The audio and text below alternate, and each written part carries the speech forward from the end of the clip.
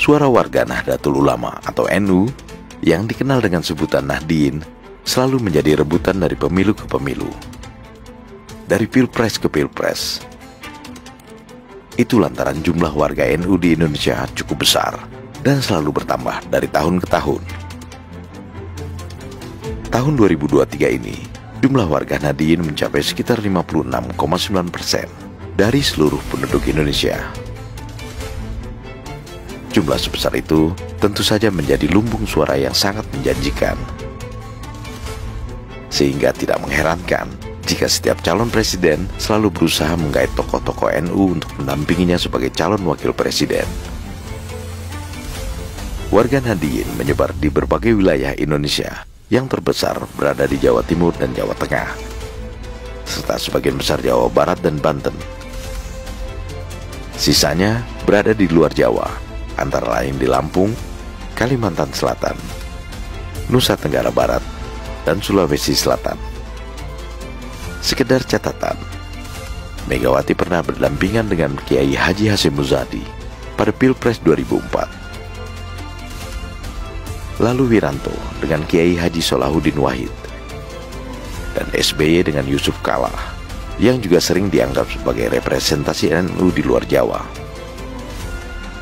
Begitu pula Jokowi. Dalam 2 kali perhelatan Pilpres yang dimenanginya, Jokowi selalu menggandeng tokoh NU sebagai cawapres, yakni Yusuf Kala pada Pilpres 2014 dan Kiai Haji Ma'ruf Amin pada Pilpres 2019. Sementara itu, pada Pilpres 2024 ini, hanya Ganjar Pranowo dan Anies Baswedan yang didampingi tokoh NU sebagai cawapresnya. Anies dengan Muhaimin Iskandar, Ganjar dengan Mahfud MD. Namun ini tidak berarti Prabowo Gibran kekurangan suara NU. Suara NU tidak hanya ditentukan oleh cawapresnya yang berasal dari NU, tetapi juga oleh kedekatan sang capres dengan warga Nahdien, serta hadirnya sejumlah ulama NU yang menjadi penggerak suara NU di dalam tim kampanyenya. Prabowo Subianto dikenal dekat dengan kalangan Nahdien. Terbukti dengan banyaknya deklarasi mendukung Prabowo dari warga Nahdien di kantong-kantong suara NU ketika Prabowo masih menjadi bakal calon presiden. Dan yang lebih mengembirakan, setidaknya ada 11 ulama besar NU yang duduk sebagai Dewan Penasihat Tim Kampanye Nasional atau TKN Prabowo Gibran. Para ulama yang berpengaruh dan mempunyai banyak pengikut inilah yang menjadi penggerak suara NU di berbagai wilayah. Kita sebut saja beberapa di antaranya. Ada Syekh Maulana Habib Muhammad Lutfi bin Ali bin Yahya, Ketua Jamiah Al-Thariqah Al-Mu'tabaroh An-Nadiyah, dan Ketua Forum Sufi Sedunia. Habib Lutfi yang didapuk menjadi Ketua Dewan Penasihat TKN Prabowo Gibran adalah ulama karismatik yang sangat disegani oleh para ulama NU lainnya. Kemudian, Profesor Kiai Haji Abdul Ghafur, pimpinan Pondok Pesantren Sunan Derajat Lamongan, Jawa Timur, yang juga merupakan keturunan ke-14 Sunan Derajat. Sunan Derajat adalah salah satu tokoh Wali Songo, penyebar agama Islam di tanah Jawa. Lalu Kiai Haji Adib Rofiuddin Isa, ulama karismatik pimpinan Pondok Pesantren Buntet Cirebon. Pondok Pesantren Buntet merupakan lembaga pendidikan Islam yang berdiri sejak tahun 1750. Pendirinya, Mbah Mukoyim, adalah seorang kiai yang sangat ditakuti Belanda.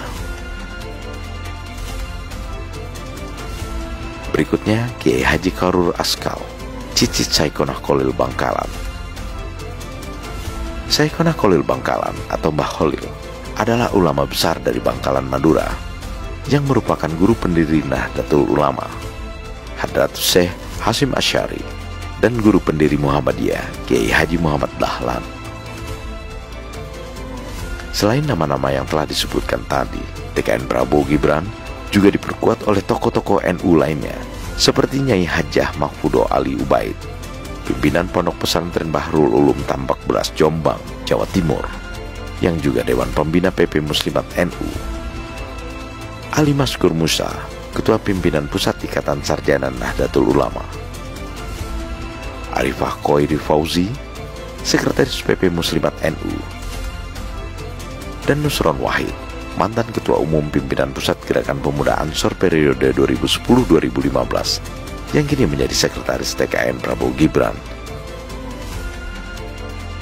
Dengan adanya para ulama karismatik NU dan tokoh-tokoh NU lainnya di TKN Prabowo Gibran, pasangan Capres-Cawapres dengan nomor urut 2 ini memiliki potensi besar untuk meraup sebanyak-banyaknya suara NU, meskipun Cawapresnya tidak berasal dari lingkungan NU.